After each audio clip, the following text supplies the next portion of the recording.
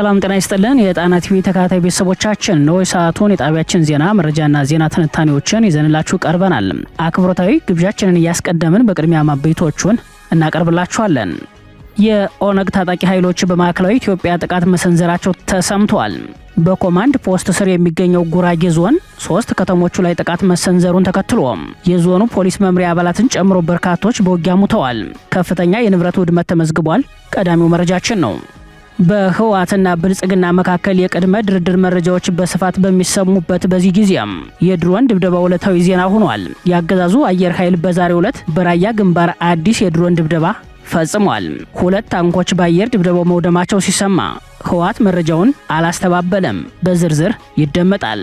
ብልጽግና በአዲስ አበባ የፈራው የህዝብ አመጽ እንዳይቀሰቀስ ተጨማሪ ሰራዊትና ግብረ ኃይል በማሰማራት ላይ ነው። በመዲናዋ የሰላም ሰራዊት ከሚባለው ኃይል በተጨማሪ የአድማ ብተና ፖሊስ በስፋት ከፍተኛ ቁጥር ያለው የጸጥታና ደህንነት ግብረ ኃይል ማስገባቱ ታውቋል። በሌላ በኩል በኢትዮጵያ የዋጋ ግሽበቱ በመጨመር ላይ መሆኑ መንግስታዊ ተቋም አምኗል።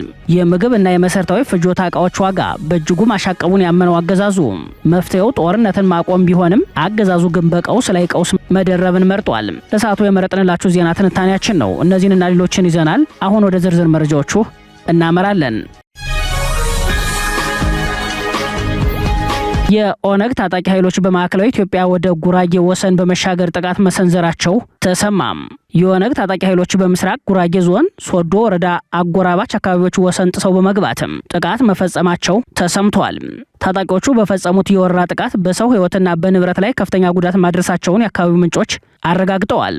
መነሻቸውን በኦሮሚያ ክልል አጎራባች ወረዳዎች ያደረጉ እነዚህ ታጣቂዎችም በቡድን መሳሪያ የታጀበ ጥቃት መክፈታቸውን የገለጹት የአካባቢው ምንጮችም ጥቃቱ የተከፈተው ከነሐሴ 18 ቀን 2018 ዓ.ም ምሽት ጀምሮ መሆኑን ነግረውናል።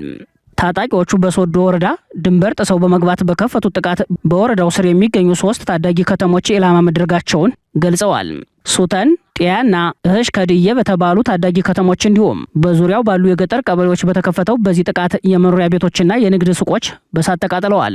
ከፍተኛ የንብረት ዘረፋና ውድመት ተፈጽሟል የተባለው በጥቃቱ ሳቢያ እናቶች፣ ህጻናትና አረጋውያን ለከፍተኛ ህይወት አደጋ የተጋለጡ ሲሆን ሱተን ከተማን በተደረገው ውጊያ የጉራጌ ዞን ፖሊስ አባላት ህይወታቸው ማለፉ ተረጋግጧል።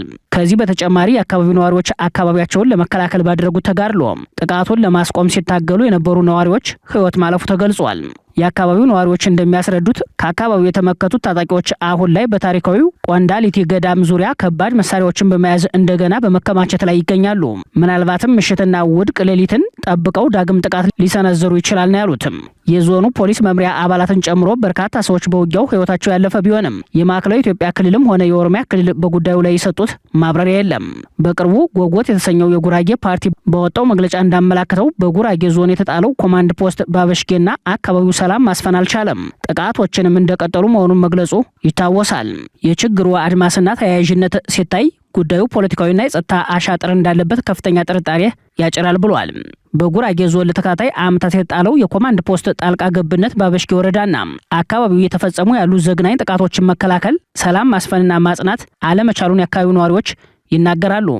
የኮማንድ ፖስቱ መዋቅር ሰላም ከማስከበር ይልቅ እንደ መደበኛ አሰራር ተወስዶ መቆየቱ አዋጭነቱንና አግባብነቱን ጥያቄ ውስጥ የከተተው በመሆኑ ስር ነቀል ማሻሻያ እንዲደረግበት ቢጠይቅም መፍትሄ ሊሰጠው አልቻለም።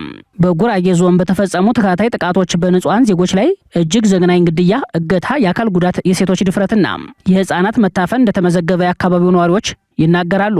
በጥቃቱ ሳቢያ ገበያዎች መደበኛ እንቅስቃሴያቸውን ያቆሙ ሲሆን አነስተኛ የገጠር ከተሞችም ተቀዛቅዘዋል። ተደጋጋሚ የሰዓት እላፊ መጣሉ የማህበረሰቡን የአብሮነት ጊዜያት ያስቀረ ሲሆን በመኪኖች በመንገደኞችና በሸቀጥ ትራንስፖርት ላይ የሚፈጸመው ዘረፋና እገታ ሰፊ የኢኮኖሚና የማህበራዊ እንቅስቃሴ መስተጓጎል ፈጥሯል። በአበሽጌ፣ ምስራቅ መስቃን፣ ሶዶ፣ ቆሴና ውልቂጤ አካባቢዎች የሚታዩት ተከታታይ የጸጥታ ችግሮችም በአጋጣሚ የተፈጠሩ አለመሆናቸውን የሚናገሩት የጉራጌ ተወላጆችም የችግሩ አድማስና ተያያዥነት ሲታይ ጉዳዩ ፖለቲካዊና የጸጥታ አሻጥር እንዳለበት ከፍተኛ ጥርጣሬ ያጭራል ይላሉ። በተለይም በአበሽጌና ሶዶ አካባቢ የሚፈጸሙ ጥቃቶች ከወሰን ጥያቄዎች ጋር ግንኙነት የሌላቸውና አካባቢውን በስጋት ውስጥ በማቆየት ከህገወጥ የንግድና የጦር መሳሪያ ዝውውር ማትረፍ በሚፈልጉ አካላት የሚደረጉ የሽብር ተግባራት እንደሆኑ ጣቢያችን ያነጋገራቸው የአካባቢው ነዋሪዎች ይናገራሉ። ህዝቡን ከጥቃት የመጠበቅ ኃላፊነታቸውን ባልተወጡ የፖለቲካ የደህንነትና የጸጥታ አመራሮች ላይ ተጠያቂነት እንዲረጋገጥም የሚጠይቁት የአካባቢው ነዋሪዎች በዞኑ ከፍተኛ አሻጥር እንዳለ ያምናሉ። በራያ ግንባር አዲስ የድሮን ድብደባ መፈጸሙ ተሰማ። የብልጽግናው አገዛዝ አየር ኃይል በራያና የትግራይ አካባቢዎች የሚፈጽማቸው የድሮን ድብደባዎች ተጠናክረው ቀጥለዋል። የቅድመ ድርድር መረጃዎች በስፋት በሚሰሙበት በዚህ ጊዜም የድሮን ድብደባው ዕለታዊ ዜና ሆኗል። በዛሬው ዕለት ነሐሴ 20 ቀን 2018 ዓ.ም በራያ ዘቦ አዲስ የድሮን ድብደባ መፈጸሙን የአካባቢው ምንጮች ለጣና አረጋግጠዋል። በራያ ዘቦ ገነት የቀበሌ ደብ አልጋ በተሰኘ ቦታ በተፈጸመው የድሮን ጥቃት 2 የህወሓት ታንኮች መውደማቸውን የሚያሳይ መረጃ ከአካባቢው ነዋሪዎች ወጥቷል። ይህ የድሮን ጥቃት ከጠዋቱ 2:45 ላይ እንደተፈጸመ በመረጃው ላይ ተመላክቷል። ይህ ዜና እስከተጠናቀረበት ሰዓት ድረስ ህወሓት ስለ ድሮን ድብደባውና ወደሙበት ስለተባለው 2 ታንኮች የሰጠው ማብራሪያ የለም። ከሰሞኑ በየዕለቱ ሊባል በሚችል ደረጃ ነሐሴ 12 ቀን ጀምሮ በራያ መቀሌ ዙሪያና በሽሬ ቀጠናዎች ተከታታይ የድሮን ድብደባዎች መፈጸማቸው ይታወቃል። ህወሓት ሎጂስቲኮቹን በማሻሻል ላይ እንደሆነ መረጃዎች ያሳያሉ። እንዲህ ያሉ ተከታታይ የአየር ድብደባዎች ተጠናክረው በቀጠሉበት ሁኔታ የድርድር መረጃዎች በስፋት መሰራጨታቸው ቀጥሏል። ዛሬ ከሰዓት በኋላ በወጣው መረጃ በአፍሪካ ህብረት በኩል እየተደረገ ያለውን የሰላም ጥረት እንደሚደግፉ የአውሮፓ ህብረት ልዑካን አስታውቀዋል። በሰሜን ኢትዮጵያ ያለውን ውጥረት እንዲረግብ በአፍሪካ ህብረት መሪነት እየተደረገ ያለውን የሰላም ጥረት እንደግፋለን ሲሉ የአውሮፓ ህብረት ልዑካን በዛሬው ዕለት ይፋ ባደረጉት የጋራ መግለጫ አስታውቀዋል። በኢትዮጵያና በአፍሪካ ህብረት ተጠሪ የሆኑ የአውሮፓ ህብረት ልዑካን ቡድኖች ከአውሮፓ ህብረት አባል ሀገራት የዲፕሎማቲክ ተልእኮዎች እንዲሁም በአዲስ አበባ ከሚገኙ የካናዳ፣ ኖርዌይ እና የዩናይትድ ኪንግደም ኤምባሲዎች ጋር በመሆን ነው የጋራ መግለጫውን ይፋ ያደረጉትም። ልዑኮቹ በዚህ የጋራ መግለጫቸው በሰሜን ኢትዮጵያ የሚካሄዱ ሁኔታዎችን በጥልቅ ስጋት እየተከታተል እንገኛለን ያሉ ሲሆን ሁሉም ወገኖች የፕሪቶሪያውን የዘላቂ ግጭት ማቆም ስምምነት ተግባር ላይ ለማዋል በበጎ ፈቃደኝነትና በአዎንታዊ መልኩ እንዲሳተፉ እናበረታታለን ብለዋል። በአፍሪካ ቀንድ የአፍሪካ ህብረት ከፍተኛ ተወካይ የሆኑትን የቀድሞው የናይጄሪያ ፕሬዚዳንት ኦሉሴጉን ኦባሳንጆም እንደ አዲስ የሚያደርጉትን ጥረት በመግለጫቸው አድንቀዋል። በምዕራብ ዓለም ሀገራት ሰፊ ትኩረት እየተሰጠው የሚገኘው የሁለቱ ኃይሎች የቅድመ ድርድር ሁኔታ በትይዩ የድሮን ድብደባውና ወታደራዊ ፍጥጫው ከፍ ብሎ ይታያል። በጉዳዩ ላይ የወጡ ወታደራዊ መረጃዎች እንደሚያሳዩት የብልጽግና ሰራዊት በ6 ዋና ግንባሮች ጦሩን አደራጅቷል። ከ6ቱ ግንባሮች ውስጥ 4ቱ በአማራ ግዛቶች እንደሚገኙ ተጠቁሟል። አንደኛው ግንባር በወሎ ቤተ አማራ የእጁና ራያ ቀጠና ያለው ወልዲያ ቆቦ ራያ ሲሆን ሁለተኛው ግንባር ከላስታ ይዞ ዋግ ኽምራ በርገሌ ሆኗል። ሶስተኛው ግንባር ደግሞ የሁመራ ሱዳን ግንባር ሲሆን አራተኛው ግንባር ከጠለምት ይዞ የተከዜ መስመር በመከተል የሚወርደው የወልቃይት አዲ ጎሹ ግንባር እንደሆነ በወታደራዊ መረጃው ላይ ተመላክቷል። ቀሪ 2ቱ የጦር ግንባሮች ደግሞ በራያ ቆላማ ቀጠናዎች ትይዩ ከአፋር አዋሳኝ በኩል የሚነሱ ሲሆን 5ኛው ግንባር የሆነው በራያ ቢሶበርና ራያ ጨርጨር ትይዩ የሚገኙ ቀጠናዎች እንዲሁም የደቡብ ምስራቅ ትግራይ ቦታዎችን ይዞ ለመቀሌ ትይዩ በሆኑ በ100 ኪሎ ሜትር ርቀት ባሉ የአፋር አዋሳኞች የሚገኘው ቀጠና እንደሆነ የጠቆሙት ወታደራዊ ምንጮች የመጨረሻውና ወሳኙ ግንባር በአፋር ቡሬ በኩል በኤርትራ አሰብ ትይዩ እንደሆነ ጠቁመዋል። በእነዚህ 6 ግንባሮች መጠነ ሰፊ የብልጽግና ሰራዊት የተሰማራውን ያህል የህወሓት ኃይሎችም ከነ መካናይዝድ ጦራቸው መሰለፋቸው በወታደራዊ መረጃው ላይ ተመላክቷል። ብልጽግና በአዲስ አበባ የፈራው የህዝብ አመጽ እንዳይቀሰቀስ ተጨማሪ ሰራዊትና ግብረ ኃይል በማሰማራት ላይ መሆኑ ተሰማ። የኦህዴድ ብልጽግና ራሱ በጠመቀው ቀውስ አደጋ ውስጥ ገብቷል። እዚያው 4 ኪሎ ቤተ መንግስት ዙሪያ ከተጋረጠበት የመፈንቅለ መንግስት ስጋት ጀምሮ በአዲስ አበባ ከመንግስት ሰራተኛው በተጨማሪ በአጠቃላይ በብልጽግና ሰራሽ ቀውስ ኑሮ የከበደው ማንነቱንና ታሪኩን የተነጠቀው ህዝብ አመጽ ያነሳል በሚል ግምገማ ከፍተኛ ቁጥር ያለው የጸጥታና ደህንነት ግብረ ኃይል ማሰማራቱን ቀጥሏል። በተለይም አገዛዙ ራቁቱን የቀረበት የምክክር ጉባኤ ከተጠናቀቀ በኋላ ህዝብ ያገዛዙን እውነተኛ ማንነት በይበልጥ የተረዳ መሆኑ በመዲናዋ ስጋት ደቅኗል። አገዛዙ ከሰሞኑ በአዲስ አበባ አዳዲስ ምልምል ሰራዊት አስመርቆ አሰማርቷል። የአዲስ አበባ ከተማ ሰላምና ጸጥታ አስተዳደር ቢሮ ይመራዋል ቢባልም አጠቃላይ በፌዴራል የተጠረነፈ ኃይል እንደሚሆን ነው መረጃዎች የጠቆሙትም። አገዛዙ በአዲስ አበባ ከተማ የሰላም ሰራዊት በሚል አሰልጥኖ ካሰማራቸው በተጨማሪ የመደበኛ ፖሊስና የአድማ ብተና ፖሊስ እንዲሁም የከተማ ልዩ ኦፕሬሽን የመስራት አቅም አላቸው የተባሉ የፖሊስ ኮማንዶዎችን ማደራጀቱ ይታወቃል። ከዚህ ቀደም ከተማ አስተዳደሩ በአመዛኙ ከኦሮሚያ ክልል የተመለመሉ በ10 ሺዎች የሚቆጠሩ የአድማ ብተናና ፖሊስ አባላትን አሰልጥኖ ማሰማራቱ ይታወሳል። ከሰሞኑ ተመረቁ የተባሉ የጸጥታ ኃይሎች የሰላም ሰራዊት ከሚባለው ኃይል ከፍ ያለ ሚና ያላቸው እንደሆኑ ተመላክቷል። የጣና መረጃ ምንጮች እንደሚሉት አገዛዙ የከተማ ንቅናቄዎችን ለመከላከል አልሞ ለመስራት በአዲስ አበባ የጸጥታና ደህንነት ተቋማት ላይ ልዩ ትኩረቱን አድርጓል። በአዲስ አበባ ያለውን የጸጥታ ሁኔታ የሚከታተል ልዩ ግብረ ኃይል ተቋቁሞ የ24 ሰዓት ሪፖርት ለግብረ ኃይሉ እንዲያቀርብም ይህንንም የአዲስ አበባ ፖሊስ ጠቅላይ መምሪያ ኮሚሽነር ሌተናል ጀነራል አስራት ዴነሮ እንዲመሩት የውሎ ሪፖርቱን በደም ምላሽ ገብረ ሚካኤል በኩል እንዲቀርብ መታዘዙ ምንጮች አክለዋል። አዲስ አበባ ላይ በማንኛውም ሁኔታ አመጽ ቢነሳና አመጹ ከቁጥጥር ውጭ ቢወጣ አገዛዙ ስልጣኑን ከወዲሁ በኦሮሚያ ክልል ቀድሞ ባደራጀው የህግ ድጋፍ ሽፋን እንዲያገኝ በፓርላማ ጭምር አስቻይ ሁኔታ የተፈጠረለት የክልሉ የጸጥታ ኃይል በከተማዋ የሚሰፍር በመሆኑ ከገዳ ኮማንዶ እስከ ልዩ ኃይል ከጋቸና ሲርና እስከ ሚኒሻ ድረስ መደበኛና ኢመደበኛ የጸጥታ መዋቅሩን ለመጠቀም ዝግጁነት እንዳለው ነው የተመላከተው። በሌላ በኩል የፕሬዝዳንት ዶናልድ ትራምፕ መንግስት የአብይ አህመድ አስተዳደር ላይ የበረታ ጫና ማሳደር የሚፈለገውን ውጤት ያስገኛል የሚል ግምገማ እንዳለው ሰምተናል። በሌላ በኩል የአሜሪካ መንግስት ኢትዮጵያ ከገባችበት ቀውስ መውጣት የምትችለው አሳታፊ የሆነ የፖለቲካ ምክክር ሲደረግና ግጭቶቹ ሙሉ በሙሉ ሲቆም እንደመሆኑ አሁን ባለው የግጭት አውድ ስልጣን ላይ ያለው መንግስት ሀገሪቱን የማስቀጠል አቅም አለው ብሎ እንደማያምን ግምገማዎች ያሳያሉ። የአሜሪካ የጸጥታና የደህንነት ምክር ቤት የኢትዮጵያ ሁለንተናዊ ቀውስ በዲፕሎማሲ ጫና ብዛት የሚፈታበት እድል አለ ብሎ የሚያምን ቢሆንም ለጉዳዩ የሰጠው ትኩረት አነስተኛ ሆኖ ቆይቷል። ከወራት በፊት የአሜሪካ የደህንነት ተቋማት ያዘጋጁት የስጋት ትንተና ሰነድ ላይ በኢትዮጵያ የሚታየውን አለመረጋጋት ለመፍታት ቀዳሚ ትኩረት መሆን ያለበት ማዕከላዊው መንግስት ችግሮችን በጉልበት ለመፍታት የሚያደርጋቸው ሙከራዎች ትቶ ፖለቲካዊ መፍትሄ ላይ እንዲተኩር ጫና ማሳደር ያስፈልጋል ሲል መጥቀሱ ይታወሳል። በተጨማሪም ኢትዮጵያ ለአሜሪካ ወሳኝ አጋር አገር የነበረች ቢሆንም የአብይ አስተዳደር የአሜሪካን ጥቅሞች የሚገዳደር ዘመቻ በማድረግ ተጠምዶ ሰንብቷል ሲል ያትታል ሪፖርቱ። በዚህም ሳያበቃ በራሱ ህዝብና በዓለም አቀፍ ማህበረሰብ ሙሉ ድጋፍ ይሆንታ የነበረው የአብይ አህመድ አስተዳደር አሁን ቅርቃር ውስጥ ገብቷል። በበርካታ የሀገሪቱ ክፍሎችም የሰላም እጦት አለ፣ ኢኮኖሚውም ክፉኛ ተዳክሟል ሲል ጠንከር ያለ ሀተታ ማቅረቡ ይታወሳል። የጸጥታ መዋቅሩ ራሱ በብሔር ሽኩቻና በተራዘመ የጸጥታ ቀውስ ዝሏል ሲል ግምገማውን የቀጠለው ይኸው የአሜሪካ የጸጥታና የስጋት ትንተና ሰነድ ኢትዮጵያን መርዳት ካስፈለገ ያልዘገየ ዲፕሎማሲ ጫናና ትኩረት ያስፈልጋል ሲል ምክረ ሀሳቡን ያቀረበው ከወራት በፊት ነበር። አገዛዙ በበኩሉ በመሃል አገር የሚንቀሳቀስ የህዝብ ተቃውሞና የጸጥታ ኃይሉን የያዘ ቀውስ ይነሳብኛል በሚል ስጋት በመዲናዋ ላይ መጠነ ሰፊ የጸጥታና ደህንነት ግብረ ኃይል ማሰማራት መርጧል። እንደ አዲስ አበባ ባሉ ከተሞች በሚቀሰቀሰው ህዝባዊ አመጾች ዘርን መሰረት ያደረጉ ጥቃቶች ሊፈጠሩ እንደሚችል የአሜሪካ ማዕከላዊ መረጃ የስጋት ትንታኔዎች ያሳያሉ። በኢትዮጵያ የዋጋ ግሽፈቱ በመጨመር ላይ መሆኑ መንግስታዊ ተቋም አመነ። የብልጽግናው አገዛዝ የህዝቡን ኑሮ ወደ ምድራዊ ሲኦል መቀየሩን ተከትሎ ዜጎች መኖር በከተሞች ጭምር የረሃብ አደጋ እንደተጋረጠባቸው ተከታታይ መረጃዎች ያመላክታሉ። ገለልተኛ ባለሙያዎች በኢትዮጵያ ያለው የዋጋ ግሽበት ከ30 በመቶ ላይ እንደሆነ ቢያምኑም አገዛዙ የዋጋ ግሽበቱን በእጥፍ አሳንሶ ይገልጸዋል። እንዲያም ሆኖ ከሰሞኑ መንግስታዊ ተቋም ባወጣው ሪፖርት የዋጋ ግሽበቱ መጨመሩን ያመላክታል።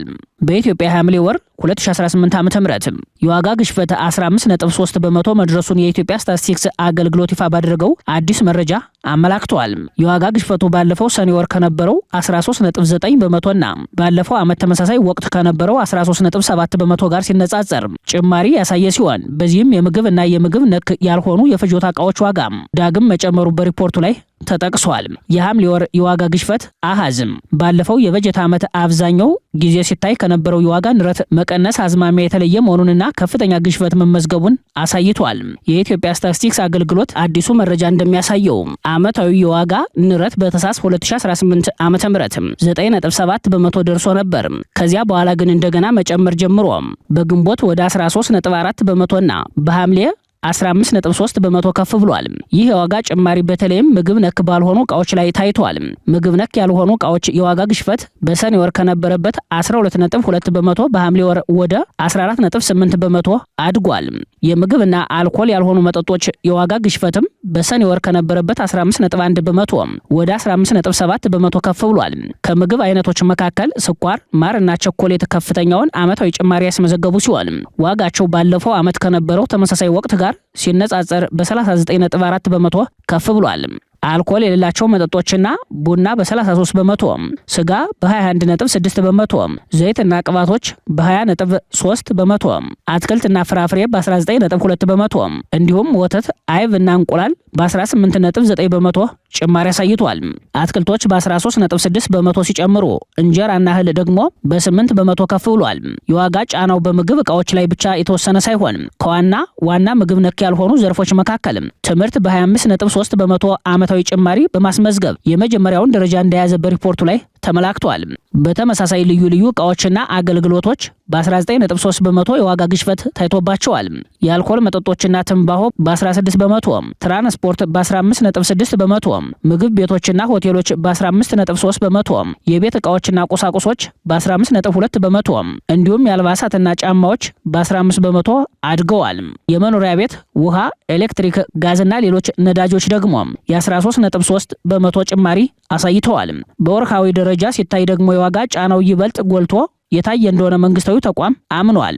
በሐምሌ ወር ብቻ የሸማቾች ዋጋ በ2.6 በመቶ የጨመረ ሲሆን ይህም በሰኔ ወር ከነበረው 0.9 በመቶና ባለፈው ዓመት ሐምሌ ወር ከነበረው 1.3 በመቶ ጭማሪ ጋር ሲነጻጸር ከፍተኛ ነው። በምግብና አልኮል ባልሆኑ መጠጦች ላይ የ2.2 በመቶ፣ የምግብ ባልሆኑ ዕቃዎች ላይ ደግሞ የ3 በመቶ ወርሃዊ የዋጋ ጭማሪ መመዝገቡ ታውቋል። መኖሪያ ቤት፣ ውሃ፣ ኤሌክትሪክ፣ ጋዝና ሌሎች ነዳጆች የ3.3 በመቶ ወርሃዊ ጭማሪ ያሳዩ ሲሆን ትራንስፖርት፣ ምግብ ቤቶችና ሆቴሎች እንዲሁም ልዩ ልዩ ዕቃዎችና አገልግሎቶች እያንዳንዳቸው ወደ 3 በመቶ ገደማ ከፍ ብለዋል። አልኮል መጠጦች እና ትንባሆ በ3.1 በመቶ፣ የቤት ዕቃዎችና ቁሳቁሶች ደግሞ በ3 በመቶ ጭማሪ አሳይተዋል። በወር ውስጥ የምግብ ዋጋ መጨመሩን ቀጥሏል። ስጋ ከሰኔ ወር አንጻር በ4.4 በመቶ ሲጨምር አልኮል የሌላቸው መጠጦችና ቡና ደግሞ በ3.2 በመቶ አድገዋል። ዘይትና ቅባቶች በ2.5 በመቶ እንዲሁም ሌሎች የምግብ ምርቶች በ2.7 በመቶ ጭማሪ አሳይተዋል። ወርሃዊ ደረጃ አዲስ ዋጋ ጭማሪ መመዝገቡን ያመነው ተቋሙ በሐምሌ ወር የተመዘገበው የ12 ወራት አማካይ አጠቃላይ የዋጋ ግሽበት 11.9 በመቶ የደረሰ ሲሆን ይህም በግንቦትና ሰኔ ወራት ከተመዘገበው 11.7 በመቶ መጠነኛ ጭማሪ እንዳለው በሪፖርቱ አመላክቷል። የዋጋ ግሽበት ለኢትዮጵያውያን አሁንም ዘላቂ ፈተና ሆኖ ቀጥሏል። በተለይም አገሪቱ ተራዛሚ በሆነ የእርስ በርስ ጦርነት ውስጥ መግባቷ በዚህ ጦርነት ውስጥ አገዛዙ የብር የመግዛት አቅም በገበያ እንዲወሰን ማድረጉን ተከትሎ የዋጋ ግሽበቱ መቆሚያ በሌለው ሁኔታ ጭማሪ በማሳየት ላይ መሆኑን የምጣኔ ሀብት ባለሙያዎች ይገልጻሉ።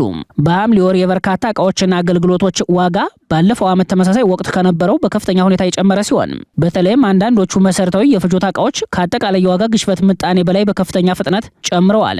የስኳርና ተዛማጅ ምርቶች ዋጋ ወደ 2/5 ያደገ ሲሆን የቡናና ሌሎች አልኮል የሌላቸው መጠጦች ዋጋ ደግሞ በ1/3 ከፍ ማለቱ የአዲሱን የዋጋ ግሽበት ተመጣጣኝ ያልሆነን ተጽዕኖ ያሳያል። እንደ አውሮፓውያኑ የዘመን ቀመር በ2026 የመጀመሪያ አጋማሽ ኢትዮጵያ ከ10 ዋና ዋና የአፍሪካ ኢኮኖሚዎች መካከል ከፍተኛውን የዋጋ ግሽበት ጭማሪ በማስመዝገብ ስሟ ከፊት ይጠቀሳል።